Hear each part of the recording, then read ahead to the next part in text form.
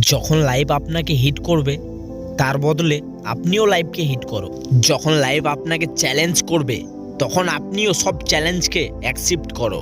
আপনার হারা এটা নয় যে আপনি ঠকর খেলেন আর পড়ে গেলেন। পড়ে যাওয়াতে আপনার হার নয়, হার আপনার এটা যে পড়ে যাওয়ার পরও আপনি উঠছেন না। আর যখন পড়ে যেয়ে উঠবে না তখন ব্যথা করবে, যন্ত্রণা করবে, কিন্তু সেই মুহূর্তে সেই সিচুয়েশনটাকে আপনাকে সব ব্যথা সহ্য করে উঠে দাঁড়াতে হবে। আর যখন একটা বড় ফেলিয়ার আসে তখন মোটিভেশন সব ধুলোয় মিশে যায়। কষ্ট লাগে কোনো জিনিসটা যদি মনের থেকে চায় আর সেই জিনিসটা যদি না পায়। আরে মনে রাখবে, জীবন যখন তোমাকে ছুঁড়ে মাটিতে ফেলে দেবে তারপরে ওঠার কি তোমার ক্ষমতা আছে?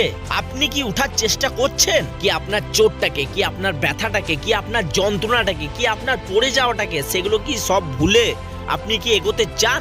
যদি হ্যাঁ, তাহলে এটাই সঠিক সময়। আপনি ওই 99% লোকের থেকে এগিয়ে যেতে পারবেন। যায় আসে না তুমি কত টাইম দিলে, কত এনার্জি লাগালে, কত কষ্ট করলে, কত পয়সা লাগালে। যখন লাগিয়ে দিয়েছো তাহলে শেষ দেখে ছাড়ো, পেছুয়ে যেও না। জিতবে তো জিতবেই।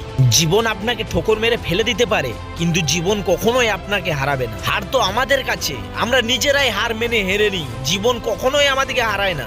আপনি কোনো জিনিসের জন্য পরিশ্রম করছেন আর সেটা পেলেন না, এটা হতে পারে, কিন্তু তারপর আপনি আবার উঠে সেটার জন্য আবার পরিশ্রম করে চলেছেন। বারবার আপনি পরিশ্রম করে চলেছেন, সেটার পরও আপনি যদি না পান, এটা হতেই পারে না। বন্ধু, কুদরত কখনোই অন্যায় করে না। আরে যদি একটা কয়েনকে উপর দিকে ছুড়ে দেওয়া হয় আর যদি আপনাকে জিজ্ঞাসা করা হয় যে কবার হেড আসবে আর কবার টেল আসবে, তাহলে আপনার উত্তর হবে যে 10 বারই হেড আসবে আর 10 বারই টেল আসবে। না, আজ পর্যন্ত ইতিহাসে এটা হয়নি। 10 বার ছুড়ে 7 বার তো হেড এসেছেই। বন্ধু, আমি বললাম না, কুদরত, প্রকৃতি কখনোই আমাদের খারাপ চায় না। আপনি বারবার সফলতার জন্য আলাদা আলাদা কাজে পরিশ্রম করে দেখুন আর সেই কাজে পুরো এফার্ট, পুরো এনার্জিটা লাগিয়ে দিন। যে কোনো কাজে একটা আপনি সফল হবে না, এটা হতেই পারে না। প্রকৃতিতে অন্যায় হয় না, কিন্তু শর্ত আপনি হার মানবেন না, কারণ এখানে হেরে যাওয়াটা নিষেধ আছে।